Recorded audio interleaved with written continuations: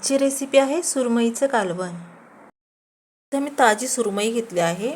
त्यावर आता चवीपुरतं मीठ, 1 चमचा हळद आपण लावून ठेवूया।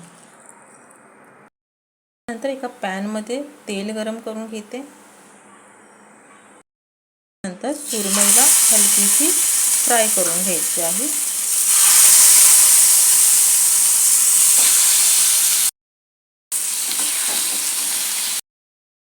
बघा, सुरमईला फक्त अर्धवटच फ्राय करून घेतली आहे।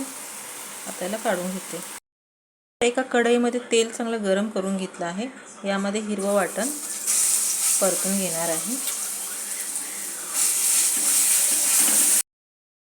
आता भाजलेलं खोबऱ्याचं वाटण टाकणार आहे, ते देखील परतून घेणार आहे। त्यामध्ये थोडीशी हळद आणि 2 चमचे मालवणी मसाला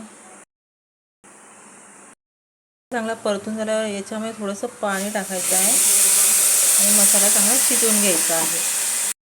चांगला शिजला आहे। आता याच्यामध्ये आपण थोडं पाणी ओतूया आणि याला चांगली उकळी काढून घेऊया। उकळी आल्याच्या नंतर चवीपुरतं मीठ, कोकम, तर सुरमई आपण याच्यामध्ये टाकून घेऊया।